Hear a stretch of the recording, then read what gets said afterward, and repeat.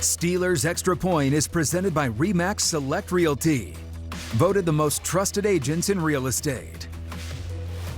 Welcome to the Ford Postgame Show. Our Extra Point, Bob Pompeani, Chris Hoke Bro 76 here. Steelers come up with a win and a wild finish. We've seen a lot of them in the NFL this year. And you talk about must-see TV, that's reality television, that is the NFL. But the Steelers get a much-needed win on the road to keep the streak alive, 29-24. So let's take a look at the standings as they are immediately updated. The Steelers now 9-6. Which means it'll be another winning season. The division, they're 3-1. The Ravens play at home tonight, but they also have a game next week at Green Bay before the finale in Pittsburgh. It still could very well come down to that final game in Pittsburgh. We'll find out about that as we move forward.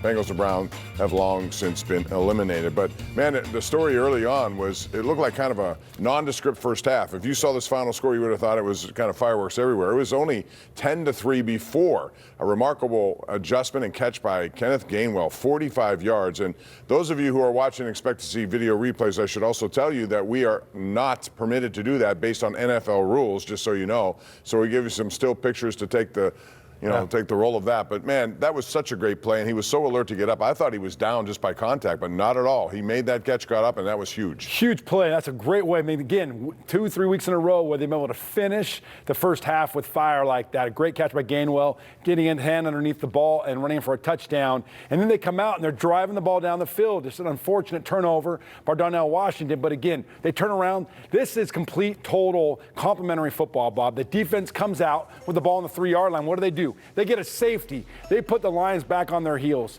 And that third quarter, they only had, 3 or 6 plays?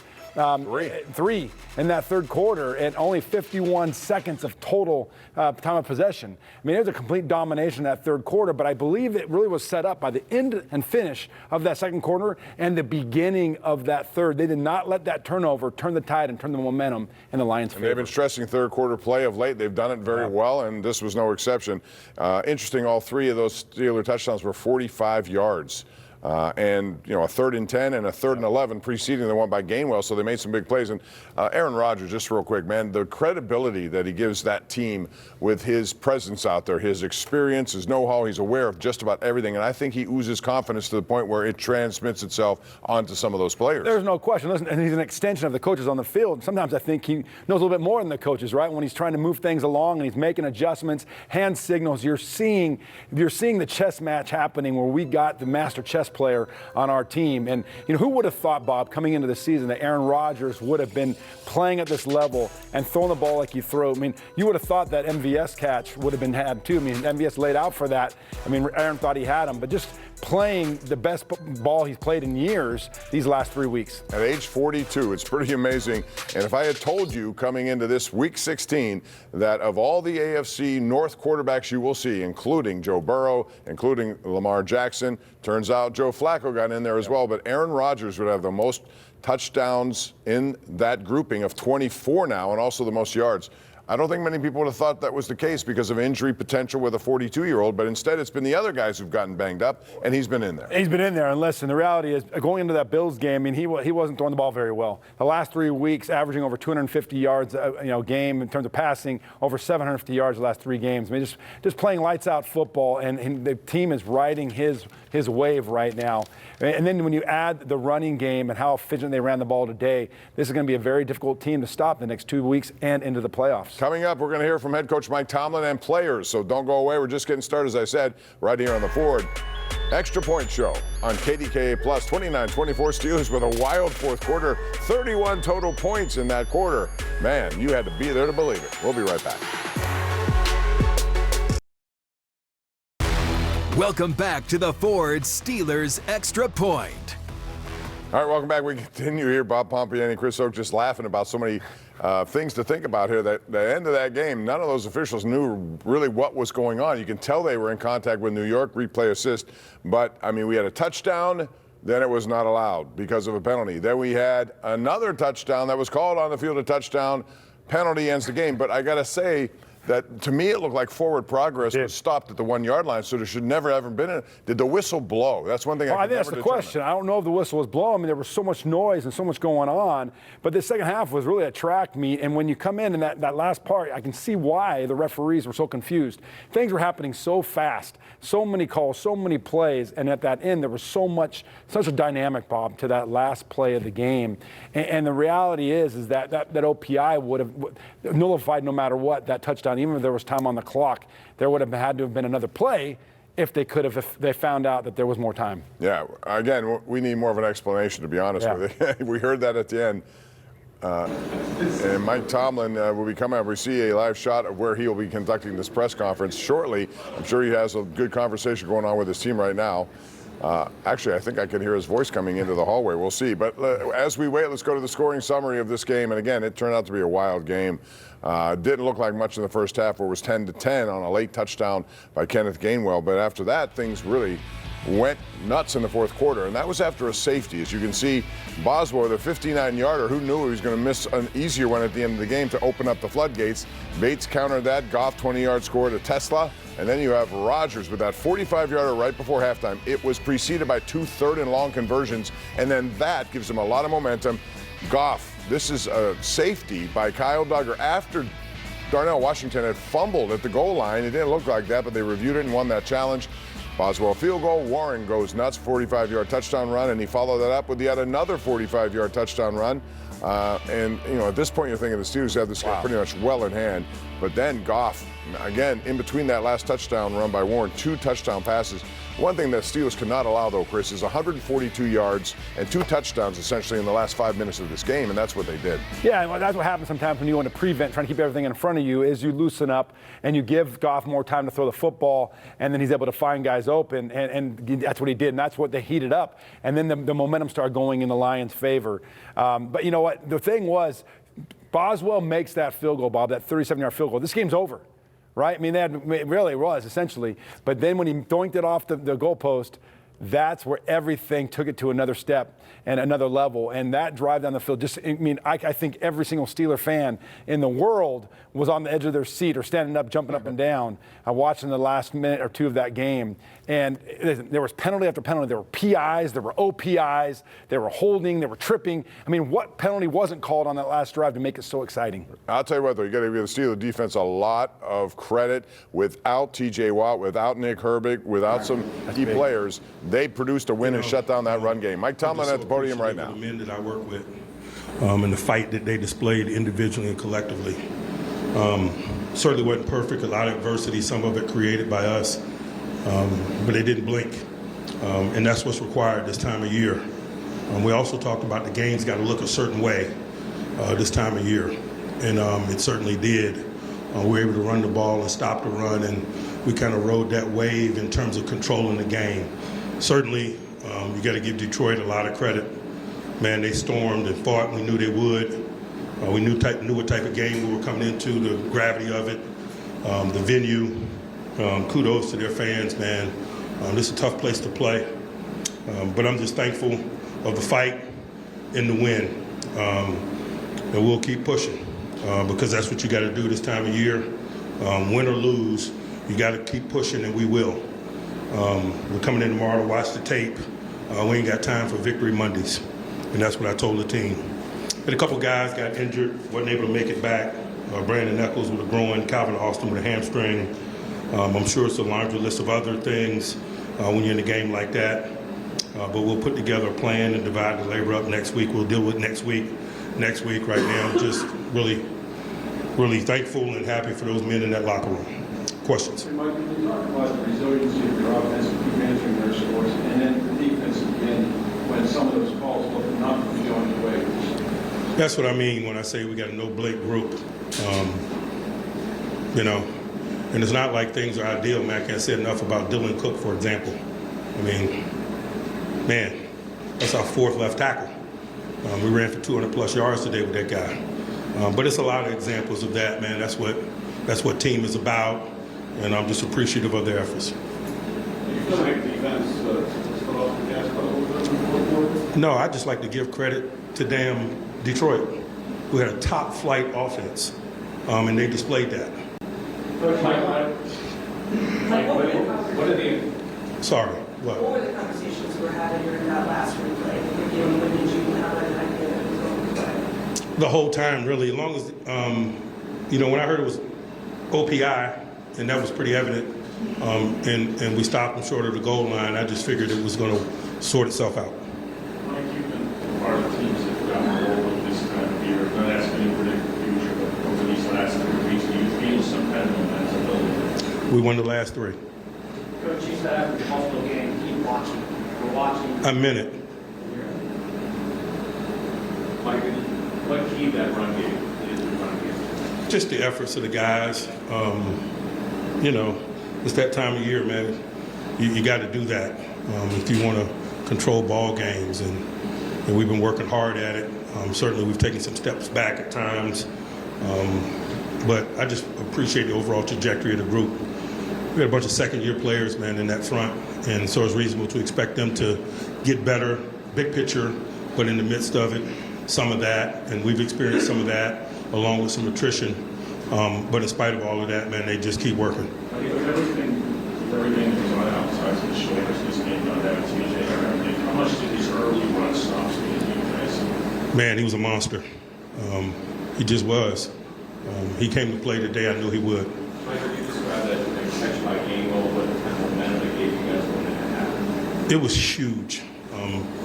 And we knew that was a matchup that we wanted. Regardless of circumstance, they kept those 2 linebackers on the field. They never go down.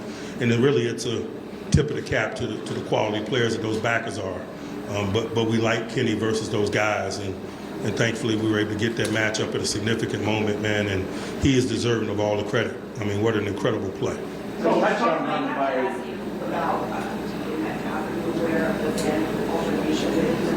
I heard about it, but I hadn't seen it, and I hadn't had an opportunity to talk to DK, and so I have no comment. Coach, talk about that 5-point swing, which was very important. You get the safety, and then you come back and hold the ball for over 9 minutes to get a field goal. What does that do from a team perspective when you're able to do that? It's big. I certainly would have enjoyed a touchdown, but that's a component of complimentary ball, man. You support one another. That's what you do. You forgot on the front end of that, we turned that ball over going in. You know what I mean? And that's what complimentary football is about. It's not only about complimenting the good, it's about standing up and minimizing the negative. And so there's a lot of good discussions along those lines, things to grow from. That's why we're going to come in and watch the tape tomorrow. How was like the last time you were involved in such a wild game like that? It's this time of year, man. This is why I love it. If you're a competitor, man, you run to this stuff.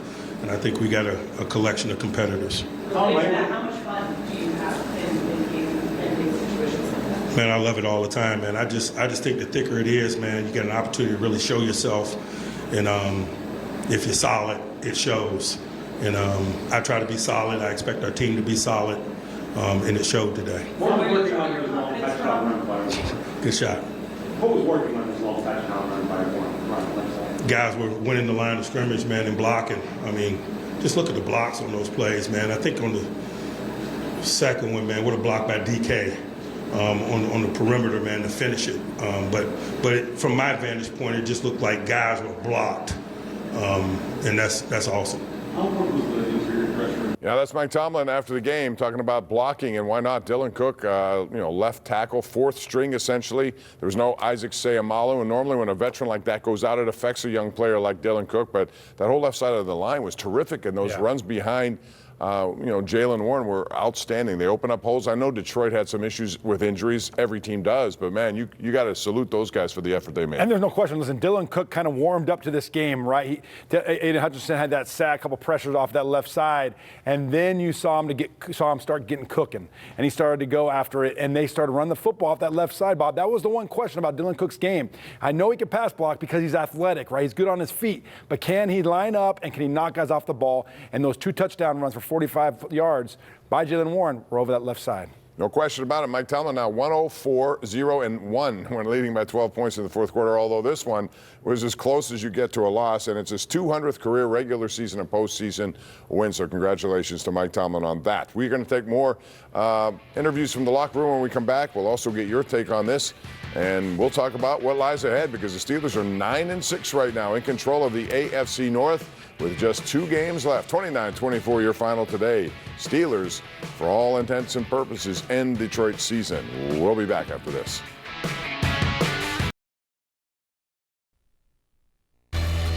Steelers Extra Point is brought to you by Chafin Luhana, doing good by doing right. What a day for Kenneth Gainwell, who is addressing the media right now. Let's take you live to Detroit.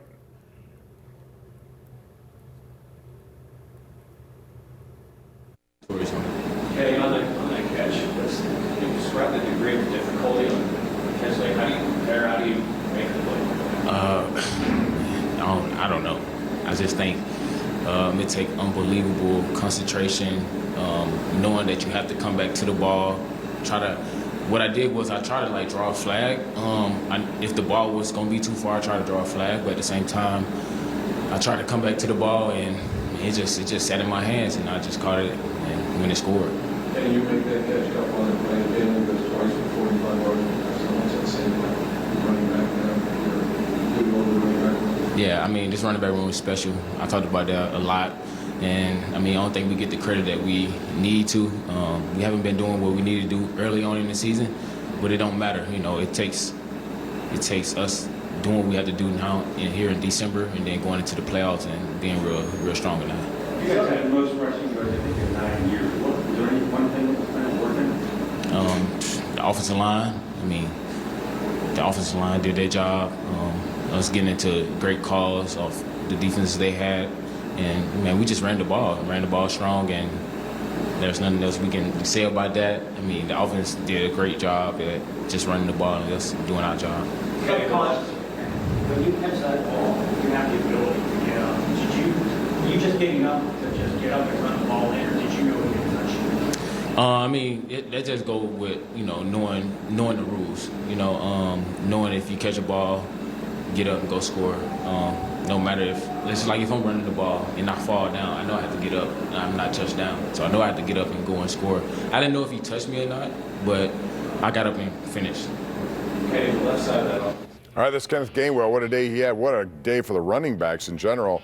I mean, 9 rushes, 50 yards, but he does so much in the passing game, and you see that there with 5 catches, 76 yards. Last week he was their leading pass receiver. Once again, tied for the top spot there. He just is so available, and I think Aaron Rodgers, Chris, said it last week where he said, I'd love to be your agent, man, because we're going to make some money for you. He signed really one of the best bargain contracts you can ever, less than $2 million a year, which in NFL money is not much for a guy like that. He needed an opportunity. He spent all that time behind Saquon Barkley in Philly, didn't have a chance to show it. Well, right here, he's showing it. A 1-year, $1.75 million deal really in today's NFL is next to nothing. I know it's a lot for many of us out there, but that's next to nothing now in the NFL. But you look at what Kenneth Gainwell doing. Over the last month of the season, he has been so difficult to bring down. 128 yards today of total offense. Not only was he great in the running game, averaging 5.6 yards a carry, but the passing game, that 54-yard touchdown catch and run, Bob, ignited the Steelers' offense, really the momentum in their favor. In the beginning of the year, a lot of people were questioning, why is Kenneth Gainwell taking so much of Jaylen Warren's time? Why are they eating into his time?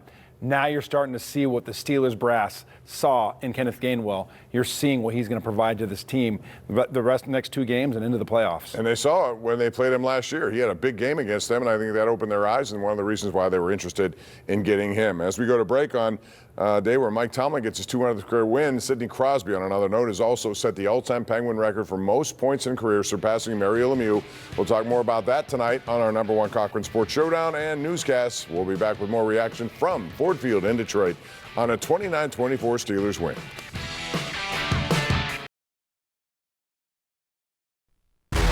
Welcome back to the Ford Steelers Extra Point. We continue live right here on KDKA Plus. Thank you for joining us. Bob Pompeani, Chris Hoke, after the Steelers win 29-24. And so that makes this very interesting for the Steelers now at 9-6.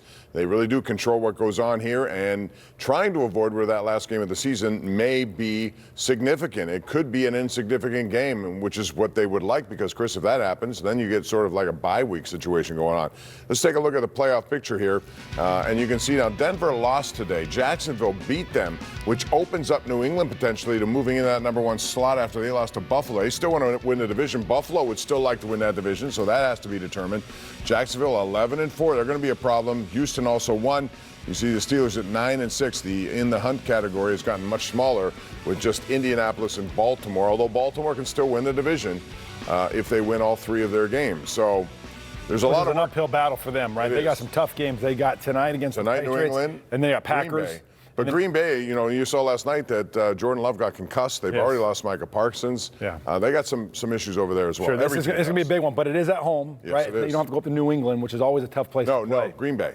Green Bay's No, I'm talking about this week. It is, for them, the New England game is at home against the Patriots. Then the next week they go to Green Bay. But you're right. With that concussion, is that going to keep Jordan Love out for more than another week? And that will be a big blow to the Packers. You saw what happened to that offense once he was pulled out of that game. All right, we'll talk more about some of the great individual plays here today by the Steelers. But right now, let's take a look at the Ford Road ahead. And it's a shortened road right now, although we hope it's an extensive postseason road. So at the Browns, and boy, Shadur Sanders looked like was very much unaware of critical situations. He's their quarterback, although he got dinged up a little bit. That'll be next Sunday. We'll have that. And then, of course, the final game yet to be determined on January 3rd or 4th against the Baltimore Ravens. So very interesting stuff. I thought Cam Hayward had just a heck of a game. I mean, he seems to get better as this season has gone on. He was making push after push in there, creating some opportunities. And you saw with Derek Harmon back, he made a big difference as well. Right now, number 97 is at the podium, so let's go there right now. Strong tackling all across the board. The attention to detail, staying in our gaps. And you do that, hopefully we can build on it. It's something that's got to be a staple for us going forward. Very important. You know, they were dealing with some injuries. Younger guys. We talk a lot about myself, Keanu, Derek Harmon, Wyatt Black, Azezi, you name it. We all got to be responsible for the interior pressure. We were leaking a little bit on the outside, so it really came down to us.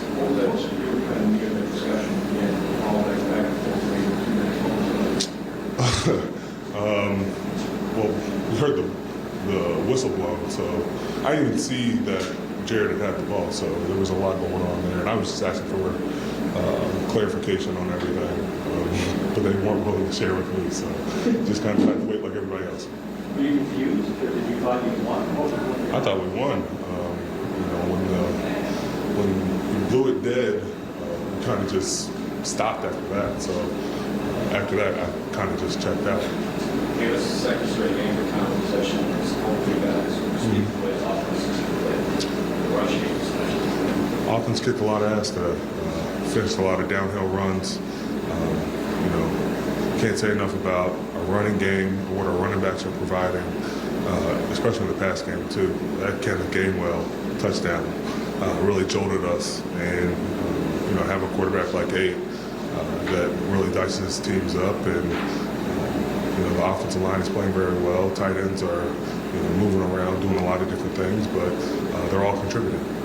You guys got the touchdown right before the half, come out on the turnover, come in 83 yards.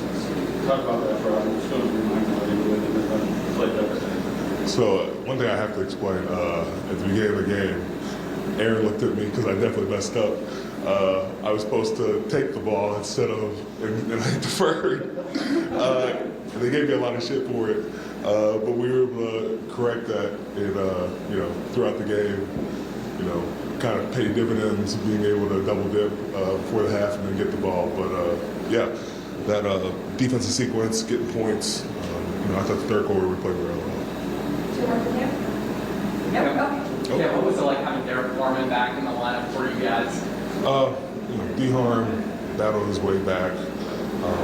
This win was important for him. To come back play in your hometown, a place where you wanted your mom to see you play. He said that to us last night. And as a group of brothers, we really wanted to get that done for him. All right, when you stop a team like Detroit from running the football the way they're capable, they're one of the most productive teams in the NFL running the football coming into this. I mean, all sorts of touchdowns by Montgomery and Gibbs. 21 for Gibbs by himself, added 16 plus 5 in the passing game, and yet the Steelers made it look just absolutely routine to stop them. I think it was the best game they played overall up front to date this season. I mean, you're talking about a Jahmyr Gibbs who is a bona fide running back in the NFL. 5.8 yards a carry, had about 1,100 yards in rushing this year, and they held him to what did he have today? He had 7 carries for 2 yards. 0.8 average. Listen, Cam Hayward had a heck of a game. 6 tackles, tackle for a loss. He had a sack. If you would ask me going into this game if they could have put the pressure on Jared Goff like they did, with Herbig out, with TJ Watt out, I thought there's no way. He's going to have all day back there. The pressure came up the middle from Hayward, from Benton. Those guys really brought pressure and put Goff on his heels the whole game. All right, Aaron Rodgers is now at the podium. Let's hear from the quarterback after a big win. Our guys, some games the defense has stood on its head and given us a chance, and a few times we've done it, and tonight was one of those times where we just kept answering. Start with a 2-minute drive and then the first half an unbelievable catch by Kenny. If it's just PI, it's 3 points, but to catch it, somehow get his hand on the ball, get up and score was incredible. And our other back, might have hurt him. He had a hell of a game too. But I thought the line did a really nice job. We settled in. I thought Art called an incredible game. And there's still more out there. I mean, Quez had a chance for a touchdown. DK had a touchdown. We got called back. We had other opportunities on the fake sneak. Looked like we could have scored, but I thought Art got into a good rhythm, especially in the second quarter on, and we executed really well, and the line settled in and blocked their asses up. How about the ending was that for you? Yeah, I mean, it still doesn't take the cake. I was unfortunately on the field for the Hail Mary game. What was the last minute like for you on the sideline, especially during that review? What kind of conversations were you having during that? I was trying to read Carl's lips and see what he was saying, and I saw him mouth OPI into the game, so I felt pretty confident that was what was going to happen, but you never know. It's more time, and like I said, I was there for the Hail Mary game. I was standing from me to you from the replacement refs as they caved to the pressure of an angry Seattle field when that was obviously not simultaneous possession. So I was glad that it ended up like that. Wild game. We're on time. Aaron, I know next to your offensive line, two guys left, considering they're not starters in the state of the game. Yeah, I mean, I thought they played fantastic, and AP was in there for a little bit as well because Spence was a little banged up, but I just really enjoyed Dylan's energy and his confidence in the huddle. He played really damn good. I ran into a sack on the keeper early, so I was pissed about that, especially because it's Hutch and don't want to get him going, but I felt like we settled in really well and ball was coming out, but there were times we had to hold it and guys held up and we took some shots down the field, but there was a number of third down conversions that really stemmed the tide, allowed us to get to 70 plays in the game, 8 for 16 on third down, some checks at the last scrimmage that, ball to Adam, fourth down to Scotty. I think Scotty came in with 1 catch, I believe, on the season, had 3 tonight, including a big third down on the sideline with a toe tap, a fourth down on inbreaker. So really proud of Scotty, and Adam obviously made some big plays for us too. That's Scotty Miller. How about that after the game? He had 3 catches in this game. He had 1 all year, and Aaron Rodgers summed it up very well with the third down conversions. They were really good, 8 for 16, 2 for 2 on fourth down. That's how you win games. Good play calling today by Arthur Smith. And by the way, DK Metcalf did not speak with reporters after the game. That's going to wrap up this show, but we're going to take your calls coming up next. It's a special edition of the Ireland Contracting Nightly Sports Call. We're right here on KDKA+. Don't go away.